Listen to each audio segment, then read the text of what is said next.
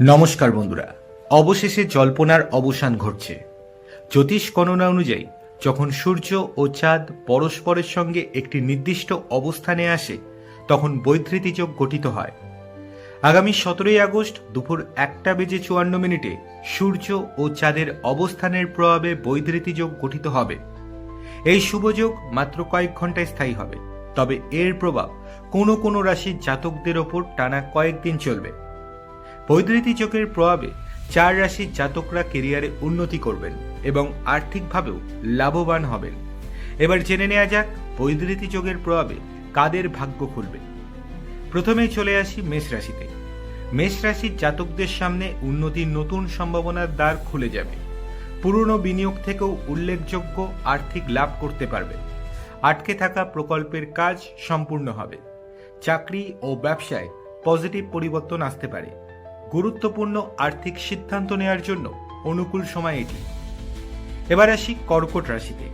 বৈধৃতি যোগের পজিটিভ ফলাফল দেবে কর্কট রাশির জাতকদের। আপনার আর্থিক পরিস্থিতি এই সময় সবচেয়ে শক্তিশালী হবে।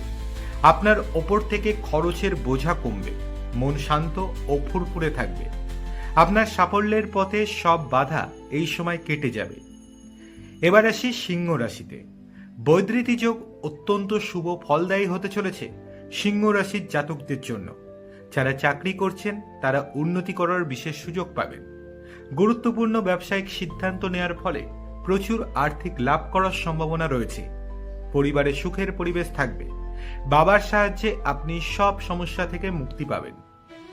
এবার আসি সেই রাশিতে যার জন্য অনেকেই অপেক্ষা করছেন, ধনু রাশি।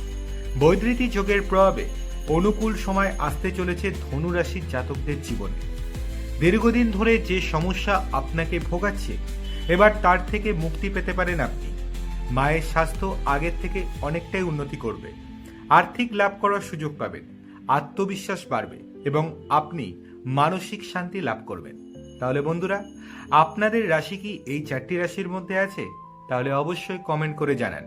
আর ভিডিওটি ভালো লাগলে লাইক, শেয়ার এবং চ্যানেলটিকে সাবস্ক্রাইব করতে একদম ভুলবেন না। দেখা হবে পরের ভিডিওতে।